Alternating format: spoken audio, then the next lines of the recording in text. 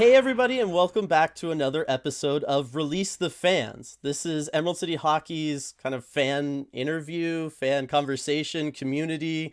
It's not really community outreach, but it's our community podcast here. With we once a month we select a lovely patron over from our Patreon on patreon.com/Emerald City Hockey. Tier of the deep tier patrons once a month get thrown into a lottery. We pull out a name, and then we get to have a conversation with one of them here on this podcast, and then get to share it with the rest of the community. It's a lot of fun. Everybody enjoys them. One of the big things I heard when I was just up there, RJ, was how much people enjoy hearing these conversations, getting to hear from different people, getting to hear the different perspectives from around the community, and how much fun that is for everybody. So looking forward to this one. We are joined by Gary, who, if you're around for the post-game lives, you'll recognize the name over there in chat, always in there helping liven things up, or over on the Discord as well.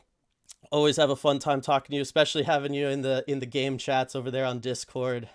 It's always a good time. We get to all celebrate all the goals and all the good Yeah. stuff that the Kraken have been able to do this season during those games, and kind of hang out, recreate that social feel that, I know certainly for me living down here, I miss that on game day. So always happy to have people like yourself in there on those.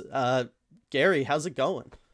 It's going great, Obviously, today's a beautiful day outside, which we don't get a whole lot of, but here we are doing this. Enjoying obviously the season and how it's going so far, Mm-hmm. and this like heater that we seem to be on, loving every second of it. Oh, I enjoyed last season, but hey, this season's better, right? So Just a little bit yeah. this season. I definitely think so. So as we get into things, I mean, we got to start with at the beginning, right? How did you get into hockey and become a fan? Well, like, without really understanding too much about it, I was just kind of bored. Um, I'm very much a kind of a nerdy kind of guy. I love video games, I love anime. And so, waiting for the next game release or waiting for the next episode to drop from Japan, it's like, well, what else am I doing? The news is constantly talking about this hockey thing. And, we got this new team. I'm not really into sports in general, so well, maybe this is for me. We'll watch a couple of games. If I like it, cool. If not, whatever. I'll just go on to something else, I guess. So that's how it started. I watched the first game of the first season last year, and we obviously lost. I think that was to Vegas, and Yeah. then we went on to play Nashville, and I'm sitting there thinking, well, I know Nashville. I've been to Nashville. Let's watch that game, right? Yeah. I know the city. I've been there before. We ended up winning that game, which is, oh, cool. Here we go. We're losing, we're Mhm. winning. So maybe this is cool. And it wasn't until the third game when we play Columbus, and we, end up scoring in the beginning, and then the second period was just nothing at all. So it was kind of like this really, maybe I got my points or goals mixed up or whatever. But it was like this, like, kind of boring game for the most part until the end of it, when it's now an overtime game, and I'm just like at the edge of my seat, fully invested. I still don't know what's going on at this point, right? Because I Mhm. I don't know hockey. I don't understand what icing is. I don't know what a penalty is and why it's important. I Right, just there are know only that three we're players on each team right now. yeah, right. I just know that the next goal is going to be the win or loss, right? Mhm. And so just fully invested in that moment. And then after that game was over, even though we lost, I just will always remember that, like, that was that moment. Like, I Yeah. hadn't experienced pretty much anything like this watching any television show or anything like that before. And even with those kind of moments come and go, right? Mhm. Whereas with, at least with the hockey, my experience so far of it is there's always like something excited to watch. And so I knew then, after that overtime loss, like, okay, you've got me. I don't know what this is and what's going on here, but I'm invested. Let's go. Let's watch the rest of this. Let's keep going at it. Now I'm, on the computer trying to figure out what all these rules are, and why did we get this penalty, and why did they have three people versus our five, as the games and the seasons go on, and really starting to learn the players and who they are and what their roles are, because I didn't know the difference between defense and offense Mhm. and anything really. I've never watched it at all, and so it just happenstance. I was bored one day, decided to watch it, and here we are. I love that answer a lot because I mean, if anybody's listened to us long enough, right, we love having new people join the community that is hockey fans, right? And how special it is, how special we think the game is. And it's exactly that kind of stuff that you were just talking about. It's that constant ebb and flow of the game, how fast it can move, and how at any moment something can happen, and what a big moment that can be. And so I totally understand where you're coming from. And I'm a little jealous that you got to kind of find it a little later in life, so you get to like enjoy it and like Oh yeah. remember that like epiphany moment for Yeah. hockey and all of that, because I think that that's a really cool thing, and that's something that as you continue to be a fan and go on, you'll always have that kind of special memory you can look back on and cherish. Yep. Yeah. Yeah. That So that that day that started it all. Yeah. yeah, I mean, I love hearing these stories about people who get into the sport, and like you said, Dylan, like we kind of were exposed to the game so young that we don't necessarily have that memory of like, oh my God, here it is. We just kind of loved it. And I have a question for you. Basically, since you didn't really watch sports before the Kraken, like, what do you think it was about hockey specifically that kind of caught your interest? You mentioned kind of just how that overtime game, you knew you loved this thing, but is there something about hockey, some some aspect to it, maybe the way that it looks? For me, it was like when I was young, it was like the goalie gear. For whatever reason, I was just like, whoa, I was obsessed, like these amazing marshmallow men who could still be flexible and make all these saves. Like, was there something about it for you that just really caught your eye? I mean, I think so, yeah. So for me, it's always been sports. Several members of my family played it, like my sister and my brother played various sports, and one played basketball, one played baseball. And so kind of seeing that as a kid and watching them, there's not really a whole lot of like moments that happen in those games up until kind of the end where you're really like invested at all. Like, yeah, there's the things that happen in baseball and the innings, but I just always felt like it was always just so drawn out and long. So I never really enjoyed that experience. It was never something that seemed fun or engaging to me, because I felt like most of the time I was just kind of sitting there and I'm like, I'm bored. Like, this isn't fun at all. Like, I'm not engaged. Like, I really don't understand why you guys want to play it, but you do. And so I just like assumed I was never a sports fan, and I still don't really think that I am. I'm a hockey fan, right? Mm-hmm. Because in hockey specifically, you have those moments that I kind of talked about where, you have two goals scored in each period, but it's not just two goals usually scored, a period or so.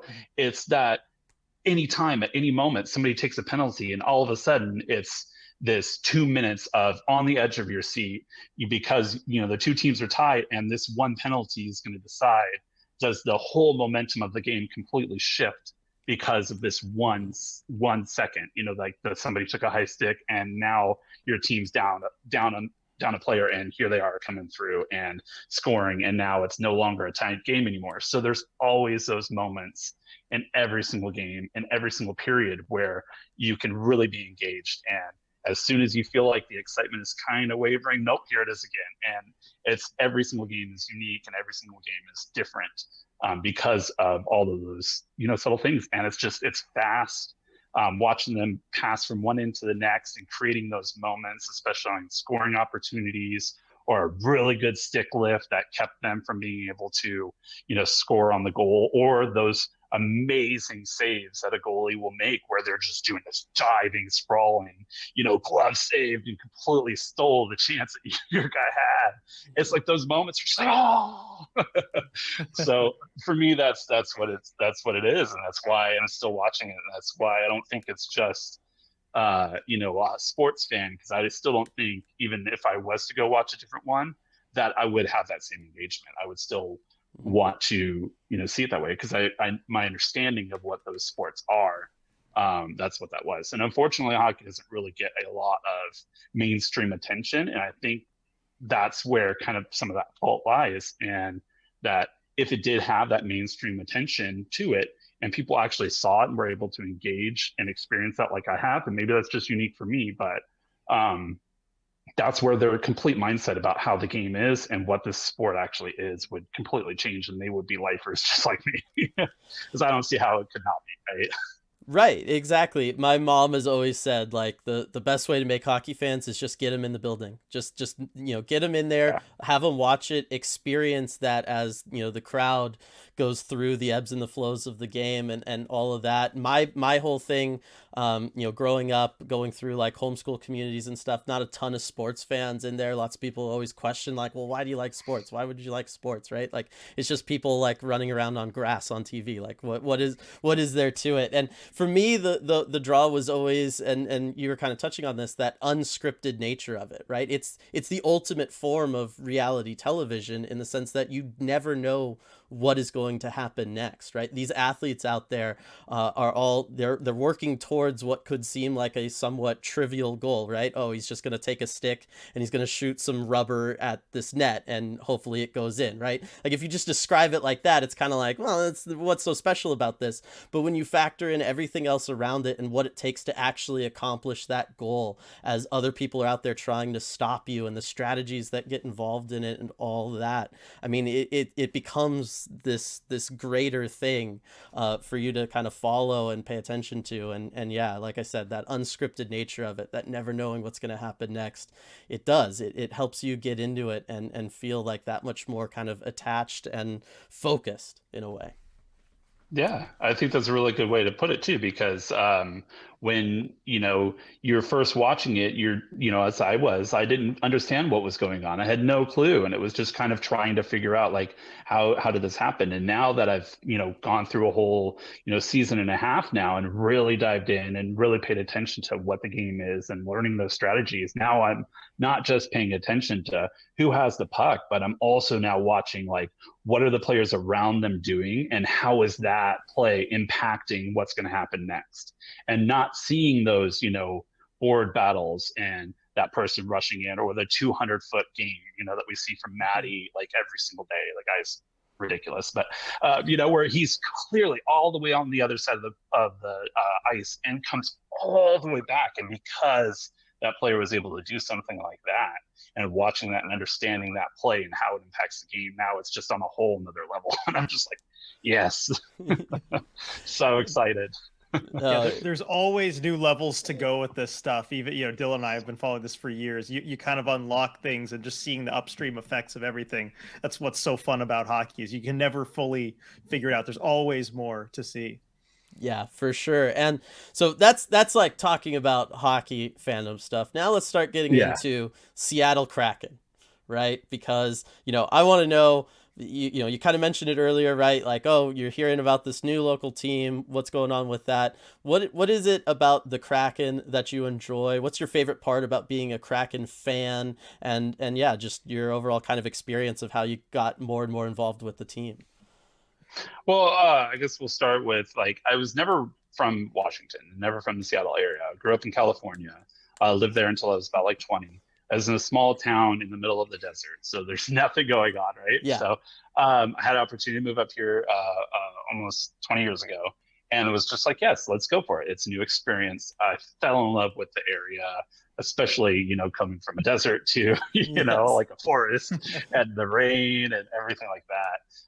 I absolutely love it up here. So I consider myself very much Western Washington person, like in general now. So I'm from California, but that's not where I'm going to say my home is anymore. Right. So Right. It's always like, and so now I have something that ties me more to the area, with it being this team that I can now follow, that is an identity that wasn't there when I first started and is now unique to me. And now I can really say that I'm not just, from California. No, I'm from Washington. I follow this team. I'm here now invested. And my favorite part about being a Kraken fan is that it's new. It's exciting. It's new for me. It's new for them.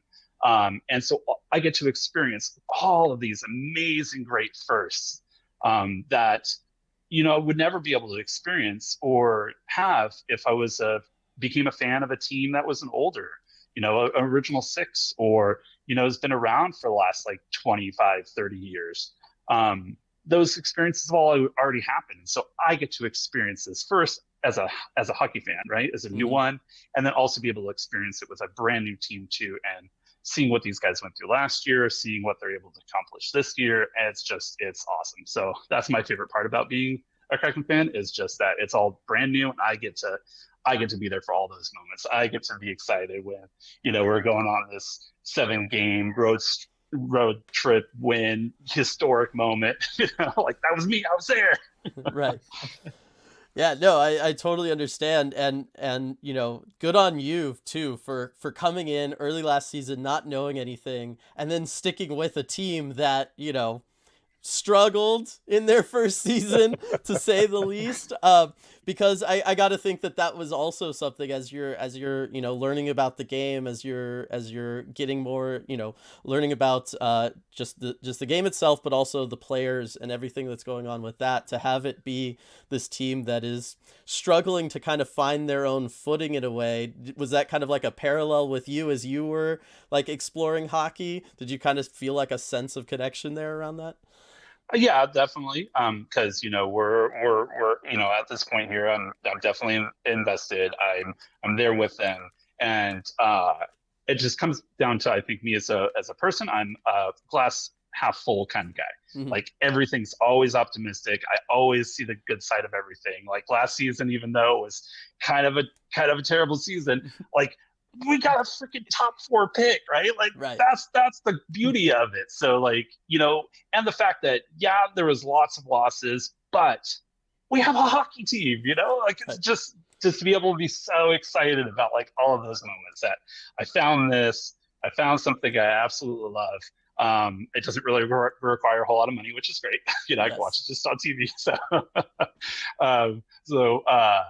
So to be able to have that, and be able to always see those good parts of those things, to see that, yeah, while we didn't have a great season, it led to us being able to trade all of these guys out to gain all of this draft capital that we were then able to use and really work with to get guys like Oliver Bjorkstrand this year, which we would not have had if we had a better season last year. We wouldn't have traded off all of those guys to be able to get that draft capital and to be able to really work that into our advantage to basically steal them from Columbus.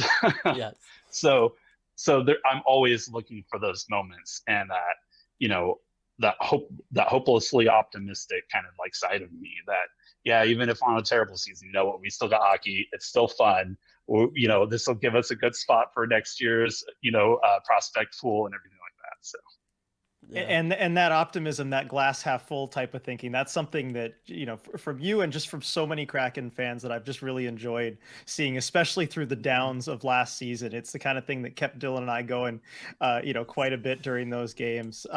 And then one thing too, because you mentioned, being originally from California and kind of moving up in your 20s and having this, it's something I can relate to, and kind of, embracing that identity of Western Washington and everything. I guess, how is the team kind of, helped you with that? And it seems like you, like, especially being part of this community, there are a lot of people there who, whether it's, moving from somewhere else or just kind of having some prior team allegiance too. This is the case for people who are following hockey kind of before this, all coming together, in Seattle and with the Kraken. Yeah, I think it comes down to it being it gives you that greater sense of community, right? Like that.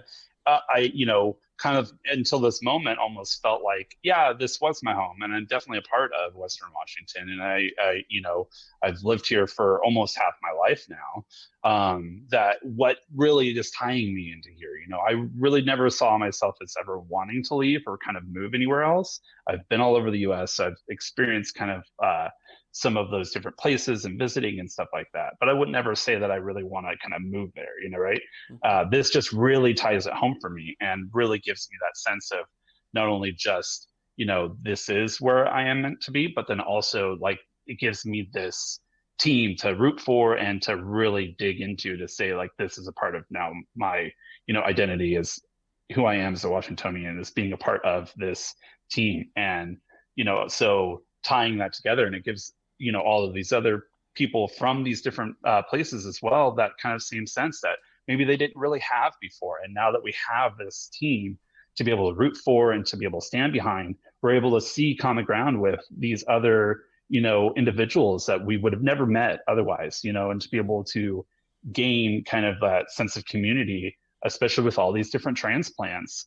And that's what brought us together. It's incredible, and I cannot wait to see more and more people, kind of come into it. Even people that have lived here their entire lives to be able to find, the game and to be able to experience that with us. So I'm really excited. Ugh, you're like giving me goosebumps over here, Gary. I know, right? I know, but that's what makes, the stuff around sports. Like I talked earlier, right, about talking to people who don't like sports, and it's like, well, what is it that you like? And I like the reality aspect, but I think one of the things that also doesn't get talked about enough by sports fans, particularly to non-sports fans, is that sense of community and shared identity, and how it can bring people from all sorts of different backgrounds and places together to be fans of something together, meet each other, hang out, have that kind of shared interest and social aspect that, particularly as things get more and more digital, as we're talking through the internet here and everything, right, to kind of keep those shared human bonds and connections going, and having sports be one of those places that can really, really do that for a community and can mean so much to all the people who are around it. It's a really special thing. So everything you just said, oh, I love it so much. Yeah. Yeah, because for me it's just that place of belonging, which everybody Yeah. is looking for. Yeah. And this is one of those things that's able to do that. It's able to now tie me forever to this area and to the people around it because of this. So even if life takes me out of Washington and out of the area, I'm still going to always be a part of this area and this city and this fans because of the team. And so I'll forever be grateful for it. So Yeah. Oh, Yep, so always good. I know. All right, so I'm gonna get to one of my favorite questions to ask, and this is like, what's your style of fandom? Now we talked to Maya. We know she's all about the vibes, vibes only. We talked to Ty, and he's very much about kind of the friendly trash talk with some fans there. He grew up with that, and now I'm more of like the armchair GM. I think Dylan, you're kind of got that scouting brain with the side of vibes. And so like everyone kind of has their different style of fandom, and I know you're still in the grand scheme of things kind of newer and still learning the sport more, but do you see yourself kind of developing like your own brand of being a fan? yeah, definitely. It's looking at obviously the community as a whole, right? And how again my identity kind of ties into that now with the team, but it's also looking at the individual players, right? I think that's kind of where I really like to focus on and see, what is this guy doing on a nightly basis, and also, what are these guys down here, our draft guys that we haven't even seen play on the team, how are they doing now? So I'm really enjoying the fact that I'm able to not only just root for the team, but then also look into the individual player as well, and and following like Shane, right? With his development, everything that's going on with him, being able to watch now the World Juniors and see his success through that, and now see him going into the Ontario Hockey League again and seeing what he's going to be able to accomplish there, and that excitement to be able to follow that player on their journey through obviously this season and the next season. So like that's where I really like to enjoy and put a lot of my focus into is who this person is and like how are they developing, and so like that's kind of where I see myself as kind of a fan, as like the player fan, so yeah, it's kind of splitting the difference between RJ and I there, right? Yep. Like, I was just about to say that. Yeah, got the overall development track GM kind of brain thing going on, and then focusing on the individuals within it, right? Yeah, I wouldn't say though that I'm going to sit here and try to figure out like, oh, like we should trade off this player to get this guy and pay attention to those kind of things. No, like I'll let somebody else do that. Yeah. But I like to enjoy like watching this player develop. We saw this with probably arguably my favorite player, Will Borgen, last year, where he didn't get a whole lot of ice time, right? And but when he did come in, I always felt like he stood out to me because one, we didn't get to see him a lot, but then when he would come in there, we're seeing like just the absolute workhorse of this guy trying to make that team and the effort that he's putting in for it. And looking at his season now, and that's completely paying off, right? Yeah. So I would say that that's probably where I'm really excited about watching these guys, because now I can see, awesome, like really rooting for this dude. I'm there behind you all the way. Although I don't have any player jerseys because I kind of didn't want to um, get a player that just ended up getting traded off, right? And I'm Right. still kind of new to this, so I didn't want to get fully invested. But oh yeah, no, it's that's probably where it's going next. Yeah, and those individual player stories can be some of the most rewarding to follow too. I'm glad you Yeah. brought up Will Borgen because that was just something amazing to see last season, and it reminded me too of the game last night where Cale Fleury, similar situation, just battling trying to make the roster. To see the joy, his face was just glowing last night after the game, getting his first career assist and finally getting to be in the lineup Which to is prove crazy. himself. Yeah. He's already gotten a goal, but then he doesn't get assist until now. Like, oh, awesome. And he was aware of And it. yeah, and then he gets the Davy Jones hat at the end of it. They gave it to him for that. Like, and he Yeah. had a really good game too. So it wasn't even just because of his first assist. Like they saw him actually work and saw, all the effort that he was putting in when he wasn't on the ice and the constant being scratched after scratched after scratched. And that fact that he didn't let it get to him, and he really worked to say like, hey, I still belong in this. They could have called up, Olafson again, and he could have been right in the lineup instead, but they didn't. They decided to go, let's give Fleury another chance. And so it's really cool to see that. Even if he doesn't stick around forever, it's just nice to be able to watch that player and watch them kind of develop.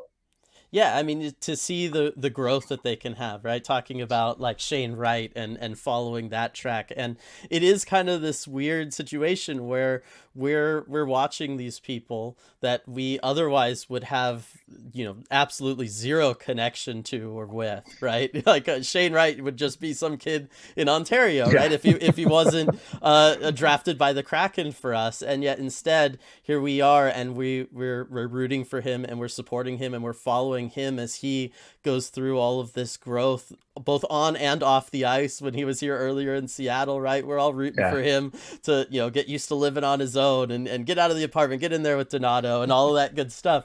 And it becomes like that again, that kind of just special community, like you said, identity, place, feeling of belonging, all that stuff that goes into it.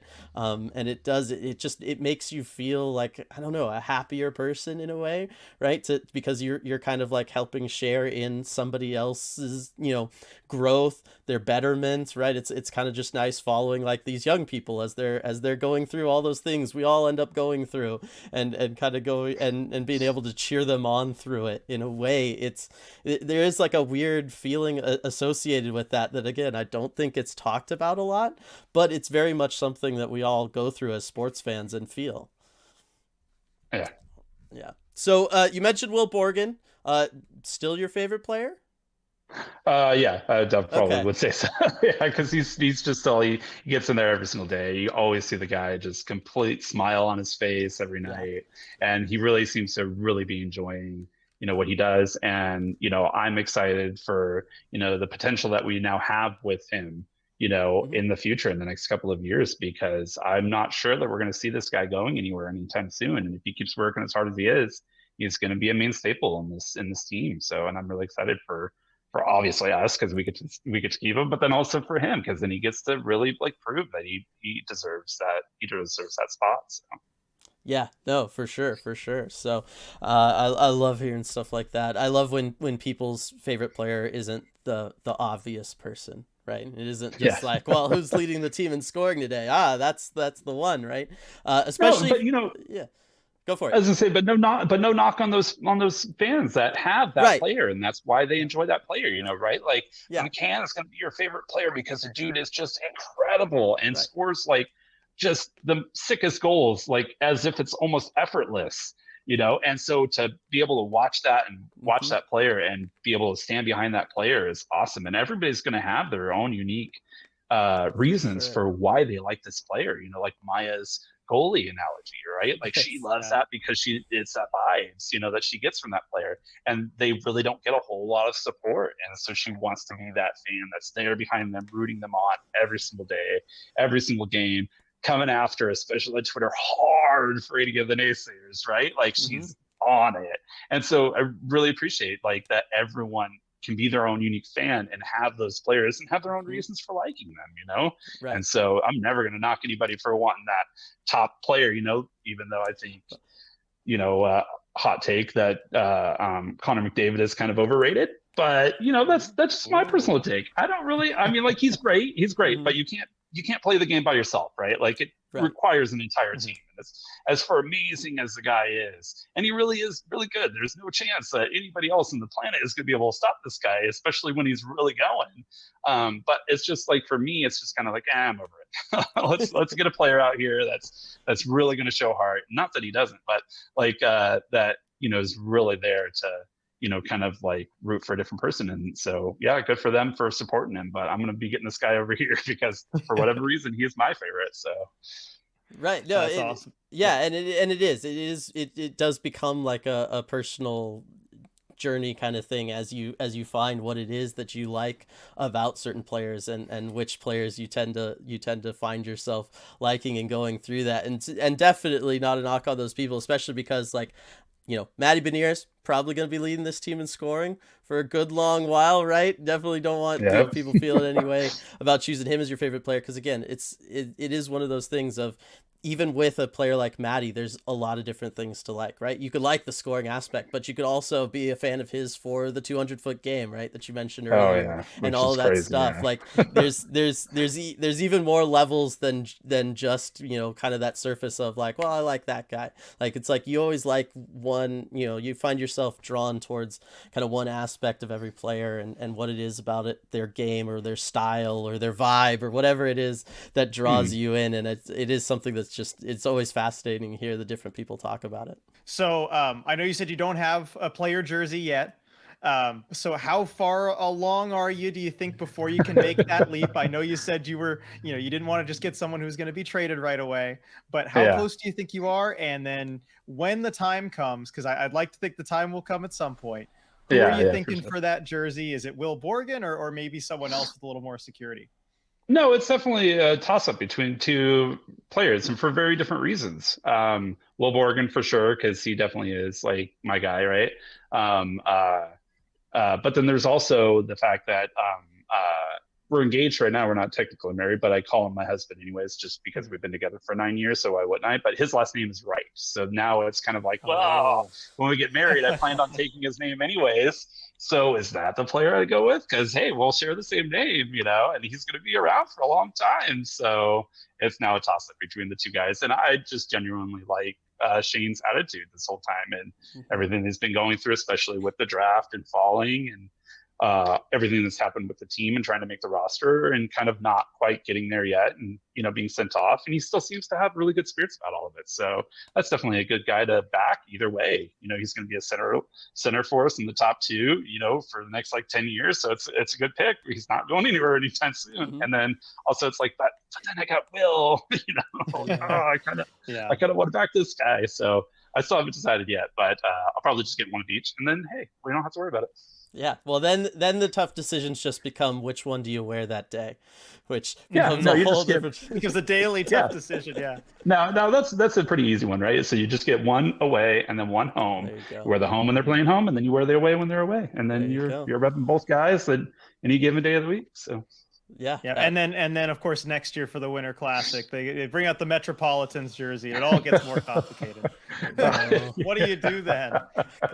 Yeah, no, I'm not gonna like keep going that crazy down the rabbit hole because especially with the reverse retro and all that stuff, and you guys could have it, but I'm not willing to part with $200 that easily. So I know, trust me, I know. All right. Well, is there anything else that you want to talk about with the Kraken specifically from your end of things before we get into the kind of open discussion where you can ask RJ and I questions? I mean, no, not for the most part. I mean, like didn't really have any real kind of idea of how this season would go. Pleasantly surprised, right? Because I'm still kind of trying to figure all this stuff out. Like as I say, as I keep coming back to you, but just enjoying just what they've been able to do so far this season and what that potential future for this season looks like. And, understanding the game as it continues to evolve and I continue to grow along with my engagement with it. So it's been really exciting and I cannot wait. Cannot wait for the future. It's yes. I was It is gonna bright. say having having the playoff kind of race here that the Kraken find Yeah. themselves in first Try today. to So good. yeah, try to figure out how I'm gonna like process all of that emotionally and mentally. I was That's gonna right. I mean, because y- he hasn't experienced a No. playoff game as a fan yet. I'm telling you, it's another level. You will not understand Yeah, until it's there. as exactly. So yeah. I'm just waiting and we'll deal with that when that time comes. It's gonna be a good one, that is for sure. But you mentioned now, right? Being a newer fan to hockey, is there any questions related to the Kraken, or we could start with just questions about the game first that you have that if they haven't been answered via Forsland in the broadcast yet, or any research you've done on your own, any questions that you have about the great sport of hockey you'd like to ask RJ or myself? No, I mean, for the most part, I think, like I've definitely learned a lot. You guys have really helped with a lot of that, Hmm. with just your videos that you've had, especially on like, prospects and the draft and everything. And that's kind of how I found you guys was in the off season. Hockey's now over and I've just experienced this wonderful thing. Like, what am I going to do now? Yes. And then seeing your guys' videos on, the draft and what those prospects were and being able to find you guys, was really awesome, and it's been incredible, and I've enjoyed following you guys ever since. But you guys have really helped to answer a lot of those things. So I would just say that anybody that's finding this video for the first time, just go back and watch some of their older stuff. I mean, RJ and Dylan have just incredible works that they've put out there, and it's definitely worth going back and watching, because they're going to explain a lot of those questions that you have, just in those videos and just by watching it. So Well, thank you very much. Thank you so Definitely much for the kind appreciate words. it. yeah. Yeah. Yeah. Then how about the Kraken? Why don't we talk about the Kraken? You got any questions about them? Yeah. So my big question for you guys is obviously this season's been going really well, right? Like Yeah. we've already won as many games so far this season in the first half of it that we won all of last season, and that's really putting us on a good trajectory for the postseason potentially.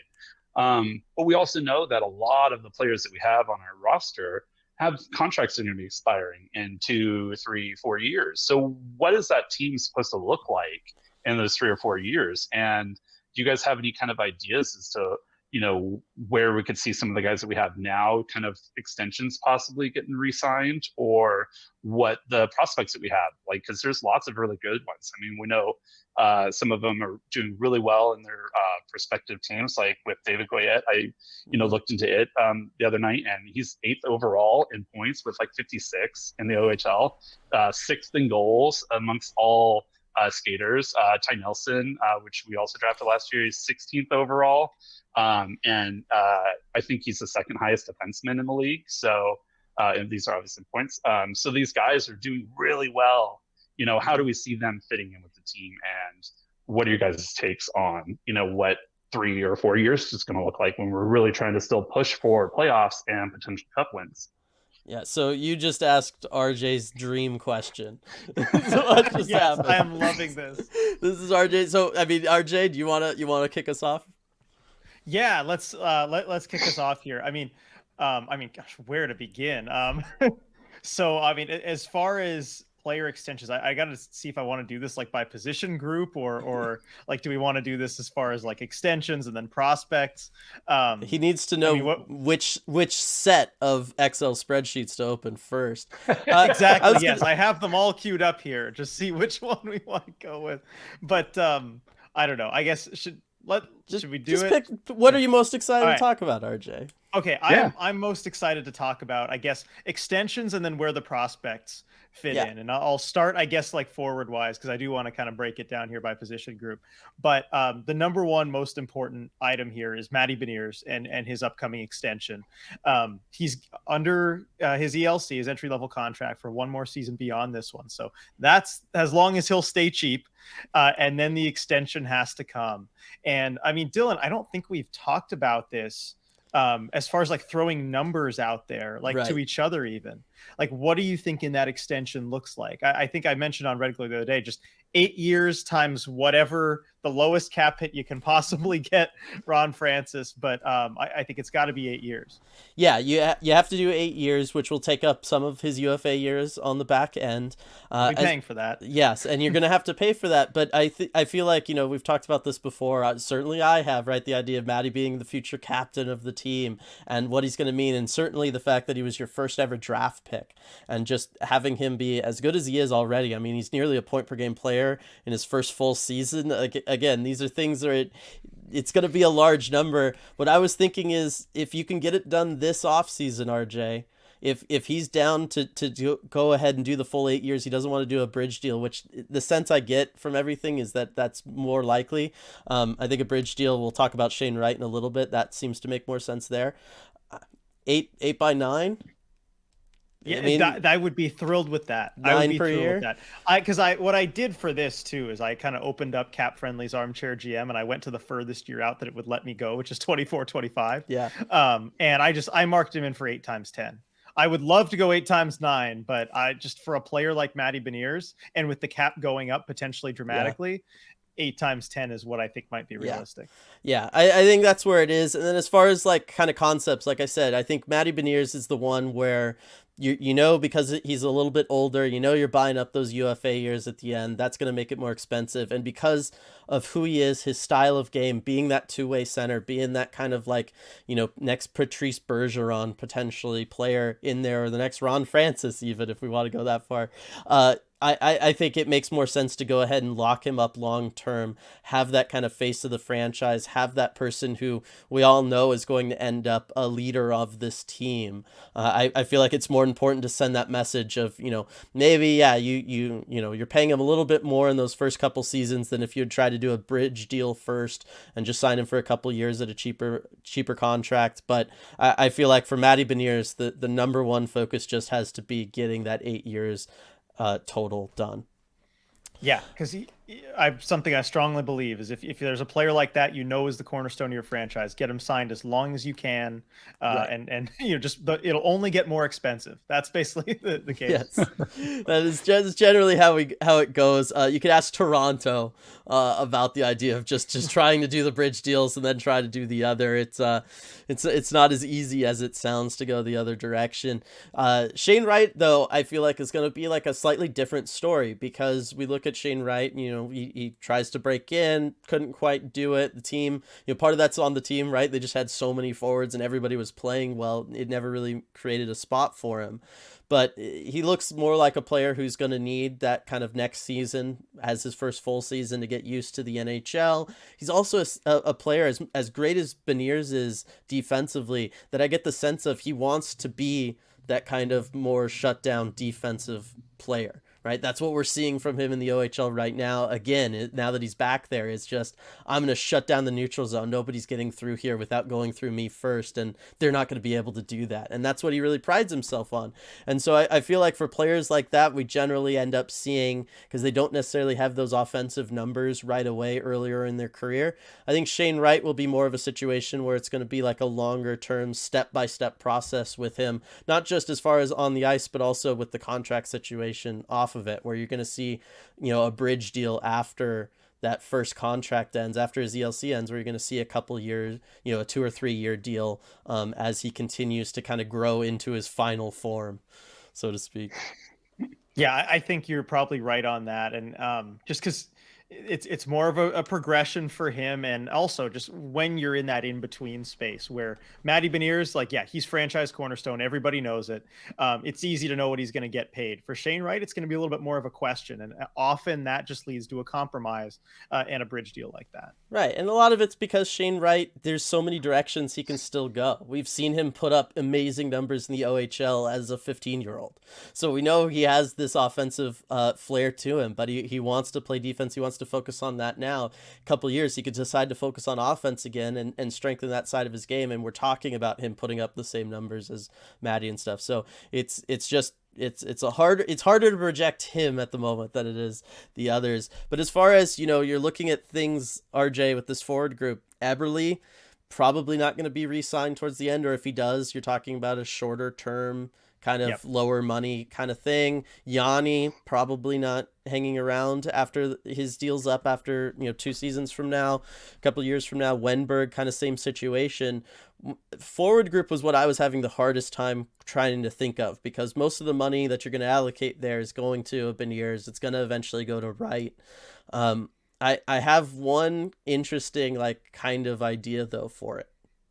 Okay. I'll just get this out of the way. Is that idea Bo Horvat? It is. Well, it isn't. If they bring in Bo Horvat, then that's Okay. your, because then your that's where third the money center. goes, and Right. But yeah, I think you do point out something interesting, because 2 seasons after next season, when Eberle and Wenberg's contracts come off the books, and that's a combined $10 million off the cap right there. Right. And then a year beyond that, you've got Yanni at 5.1 and Brandon Tanev at 3.5, who I think, certainly come that time where it's a 33, 34-year-old Brandon Tanev, you can probably get an upgrade, for $3.5 million off the cap there. So, but I'm interested to see. I know. This is he'll where he gets all or he'll- heartless, Gary. This is it. Once that GM hat goes on, the emotion is removed.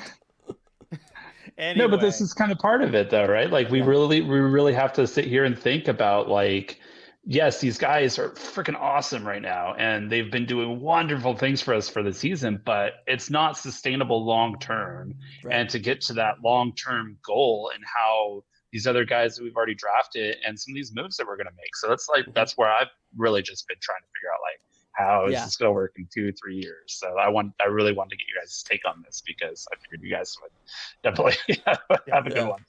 So as that money comes off the books, you're going to need forwards to step in there and kind of fill those spots. And I'm interested to see what Dylan's idea is. Part of that is going to be guys like Jagger Firkus, Right. maybe a David Goyette that's, 2-3 years out is maybe a little early for him to really hit his stride, but maybe like a Ryan Winterton, a Yanni Newman, someone of that group is going to have to step up and fill a spot. They will. That's what every team needs, and I think they will for the Kraken. So, Dylan, what's your idea? I've kept you in suspense long enough. Yeah, so I very much see, I think it's always hard to say, like, well, all of them will do it. But let's say, of those guys you mentioned, most of them do it, right? We'll just say Firkus and Newman, pan out really well. I think Winterton is kind of, again, a for sure thing. My question is going to be, as they go through, as things are working out now, Winterton has to go somewhere other than the OHL after this season. He's got no more eligibility there. Probably going to go to the Firebirds. But again, at some point, this clock is ticking to get Winterton into the lineup. If they make a Bo Horvat trade this, in the next month or so, then that will kind of answer it. It kind of clogs things for Winterton as a potential center coming into the system, because you've got Beniers, you've got Shane Wright, you'll have a Bo Horvat, or right now even, right, it's Yanni and Wenberg. There's kind of nowhere for him to go. And so I think ultimately, and this is where I'll get a little heartless, I think the ultimate solution with Winterton is for him to show really well in the AHL next year, and then for him to be a trade piece, because it's just this reality of you're not going to have a spot for him, but he's very valuable. And that's where, as the Kraken are more looking at cup runs instead of just playoff runs, you can capitalize on that. And a team that I think is kind of hanging on this weird precipice, and in probably a year and a half from now is going to be really kind of looking at themselves hard and deciding what to do, is going to be Carolina and Sebastian Aho and his contract situation. And could Ron Francis get Sebastian Aho in unrestricted free agency to come back to the Kraken? The guy who drafted him all those years ago in Carolina, could he bring him over to the Seattle Kraken, and he can come in, he can play wing with Matty if you need him to, but come in, be that 3C, or you trade for him as his deal's expiring if Carolina's not in a good spot, and you kind of flip Winterton, give them that future piece for themselves, you take on the one that fits your time frame better. That was kind of my thought for the forward group, is at some point I think Winterton or whichever top forward prospect you have, although the others all can play on the wing, and I think that's what the Kraken are going to need. But Winterton is the one I can't slot him into the future anywhere, because I don't see a spot for him, but I think he'll be a part of whatever trade brings in kind of that like definitive last piece for the Kraken. Yeah, and I could even see it being, if they want to go Horvat this season, I could see him being part of that Yep, package, and we'll have our whole Bo Horvat I argument. know. But at a Soon. certain point, I think the Kraken are going to kind of strike for a big name player, and I think they might be better served, waiting, passing on a Bo Horvat and maybe waiting for like a Sebastian Aho, who's a UFA after not this season but next season, if that's Yep. possible. It's a long shot. I think we both admit that, but man, that would be a. You don't think so? You don't think so? The deal Sebastian Aho's now on was an offer sheet he signed with a different team, right? Like it's Yeah. not like he's like there's already bad blood there with him in Carolina. I think it's possible. Yeah, an interesting idea though. I'd love to just plug him into this armchair GM here. I know. And there's the money you're using. So I think we kind of covered the forwards, group yeah. and how they're looking. So onto the blue line, where I think there's a lot less certainty, even though the forwards is gonna have a lot of change here. Yeah. But I'm looking at 2-3 years down the road. You've got Jamie Alexiak is actually the defenseman here who's under contract the longest. He's 3 years past this one, so he'll be around unless he's traded. I don't think they're going to necessarily find a trade partner there. Vince Dunn, they have a big decision to make, but it's certainly trending toward keeping him, right? I was gonna say that's really the discussion starting point for the blue line is Vince Dunn and what they're able to get done with him this year. I think we got to keep him, right? Like. You agree, RJ? Gary, right? We got to keep Vince Dunn at this point, right? I think so. I think yeah, last year wasn't kind of showing point what we thought he could have been, right? But he's definitely coming through this season and really showing that he's got to be in there somewhere. He's if it's because he's either setting himself up really well for us or for the next team that's for sure going to take this guy. We're not going to be able to just like kind of brush him under and kind of do these small little deals that are going to kind of get him to stay around because somebody else is going to be more than willing to pay him the money that he wants to be there. He's proven himself now. So yeah, exactly. He's going to get paid. Now, Dylan, what do you think assuming it comes from the Kraken, assuming they go a little bit, longer term after this season, what do you think that extension looks like? Well, if you're Vince Dunn, you probably walk in with 8 as your number, just based on recent kind of defensive contracts. I think that would be a good spot, and I think the team will get close there. I think Ron Francis breaks the $6 million barrier for the first time with Vince Dunn, and they get a like probably a 3 or a 4 year deal. Take him till he's around 30, and get it done at 6.5. If Vince Dunn continues playing like this, I think it might have to be bumped up. I had kind of been going with 4 years times $6 million in my mind for a while, but if he keeps playing like this, it might be 6.5. He's too good. I want him to hang around. I want him to be a long-term crack, and I think a lot of people do.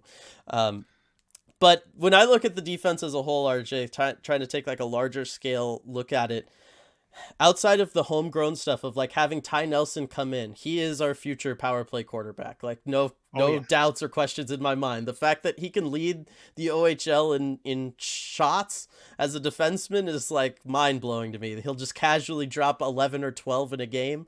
I don't entirely know how that happens, but he's making it happen. So in my mind, like long-term future, Ty Nelson is that guy where he's our power play quarterback. He's our offensive guru defenseman. He's not bad defensively either. But I think Ty Nelson's a big part of it. But otherwise, I think defense, it's the hardest and longest thing to kind of build naturally and grow organically through your own system. And so I think as far as like what the defense looks like, I think it's the hardest to project just because there's going to be lots of rotating in and out of guys like an Alexiak or a Larson and what they were for other teams and how they were kind of viewed before the Kraken existed, which was, okay, these are like second pairing guys. Nobody's going to break the bank for them. But so they all kind of shuffle around. Guys like my precious Colin Miller. I think that's what the Kraken blue line is going to have to look like for a while, just because it takes a long time to draft and develop defensemen. Yeah, and I think there's still work to do there. I mean, there's only so much you can do after 2 draft classes, but you look at the Kraken's defense prospect pool, and it's a little thin. I think Ty Nelson is really impressive. Riker Evans has looked very good in the AHL, but I don't know that either of those guys are top pairing, minute munching type of guys at the NHL level.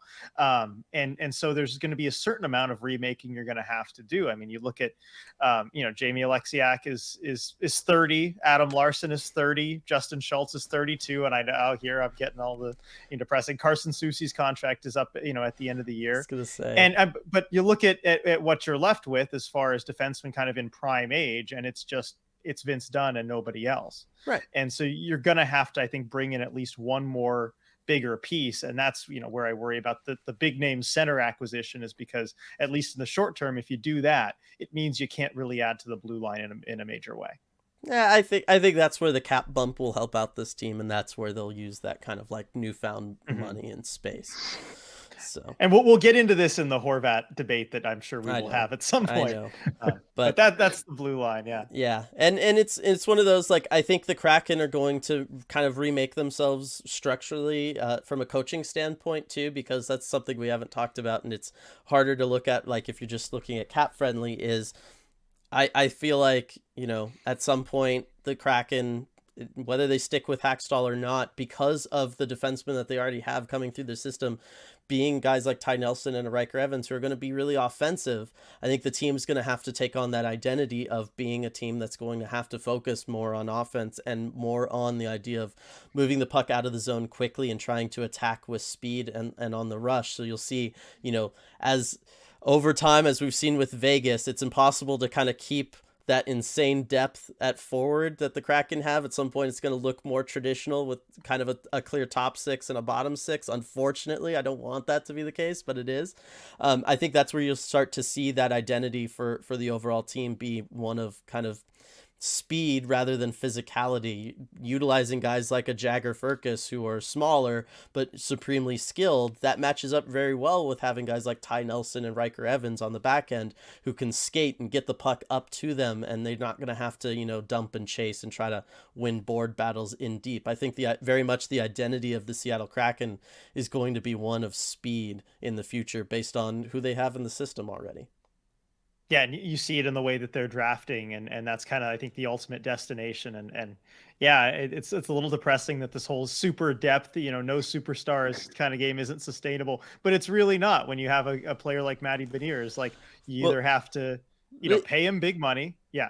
Well, I was gonna say, it's not even like it's like, oh, we got to pay like the Matty Beniers and the Shane Wrights of the world. It's just like you just can't pay everybody. Ryan, guys like Daniel Sprong, he's got to get paid this year. We all want him to. He deserves it, right? After the long, hard career he's already gone through and all the hard work he's put in to get to this point, he deserves to get paid. And it's just, you become victims of your own success in a way. But that's where I trust what Ron Francis has already done, identifying Sprong, Donato, Tolvanen, right? To bring those guys in on the cheap. It makes me think, well, why can't he do that again? And bringing them into the fold with Hackstall and his coaching staff and what they've been able to do with all them.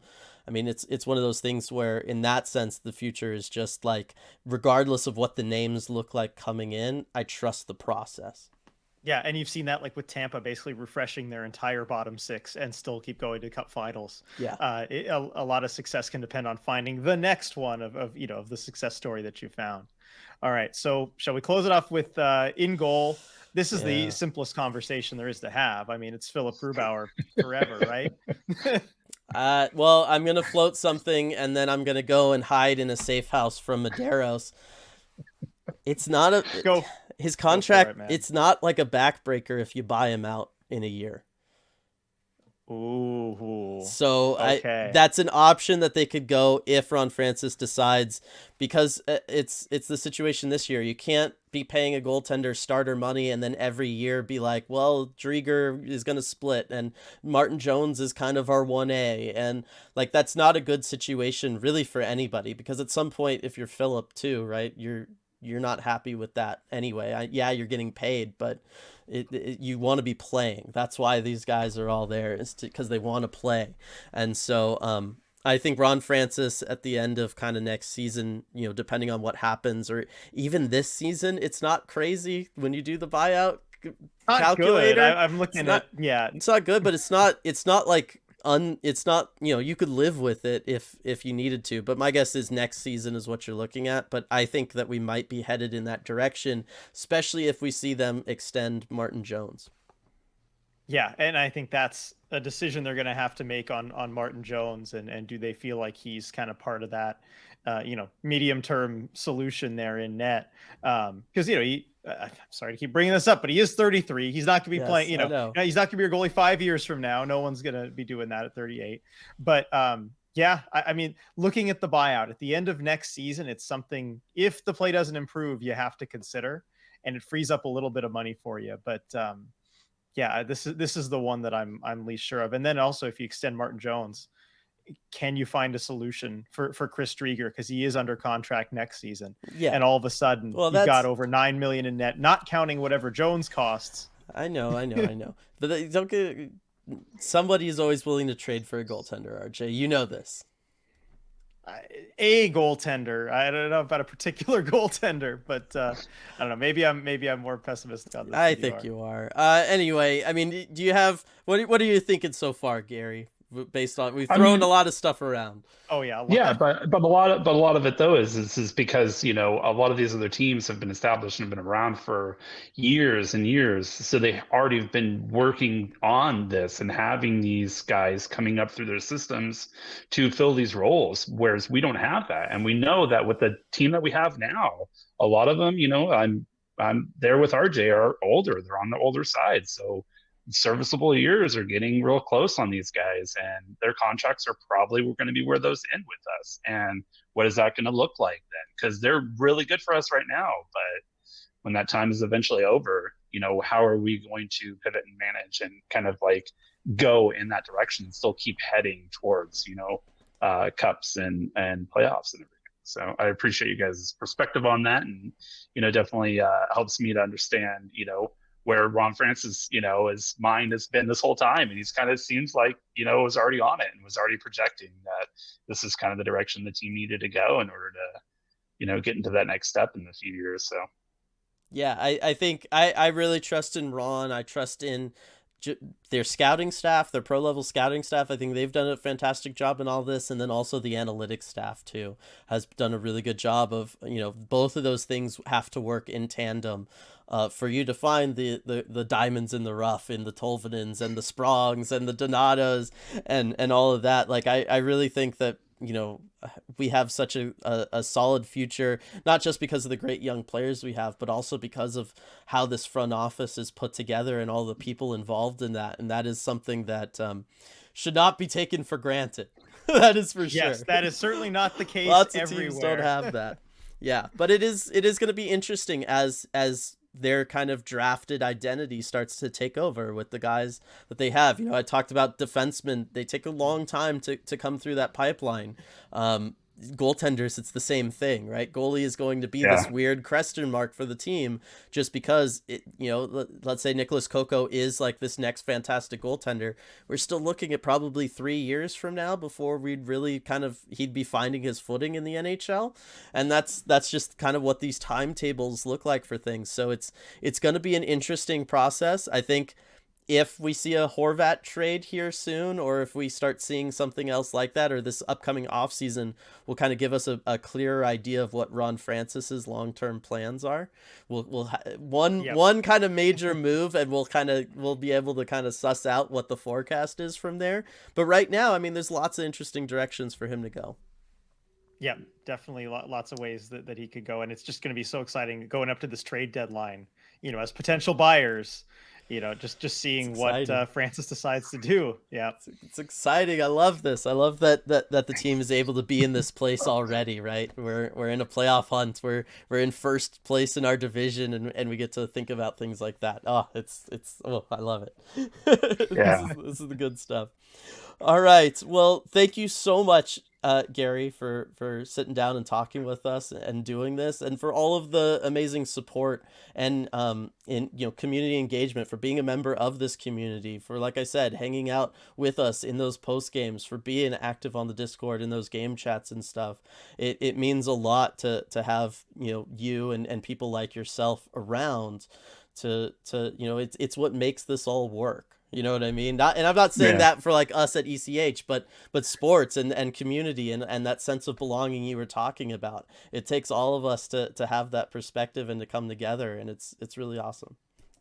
Yeah. Well, I just want to again say thank you so much for, the leap of faith that you guys have taken, with the team and with this whole journey that you guys are on. And, it's been a privilege to be able to watch, what's happening with you guys and where that, think about where the potential in the future for you guys is, so I'm really excited for you guys and obviously for the team, of course. But just want to say thank you for giving us this space to be able to come together, that may not have existed if you guys hadn't done that. So thank you. No, you are very, very welcome. Anything you want to shout out, even if it's just Borgen or anything you want to hit up? No, just just go Kraken, obviously, and just excited and just want people to remember, like, even in those moments where it seems like it wasn't that great, like last season. We got Shane Wright, we got a 4th round pick, and we got, a high draft pick every other round after that because of it. So we're able to, get Jagger Firkus, which we would not have gotten. We had a terrible season that gave us a whole bunch of trades, and we got a lot more prospects from. We're able to pick up, the Ty Nelson. And so the future that gives us, and, to always look at those positive moments, even though it's difficult sometimes. Just think about that, like, we got hockey, we got a team, we got something we can be excited for. Even if it's a terrible season, they're still going to be here next year, they're still going to be here the year after that, and we still get to be able to live that moment with them. So just thank you guys. Yes, no, thank you. And if anybody out there, if you're interested in being a part of one of these episodes of Release the Fans, check out the link in the YouTube description below here, that Patreon link. Again, once a month, we take one of our Terror of the Deep tier patrons over on patreon.com/Emerald City Hockey. Throw all the names in there. Someone comes out. We get to have these awesome conversations with them. They get to share themselves with the community. The community gets to all come together and talk about it all. It's a lot of fun. Always look forward to doing these. Thank you so much for joining us for this one, Gary, and everyone else. We will see you next time.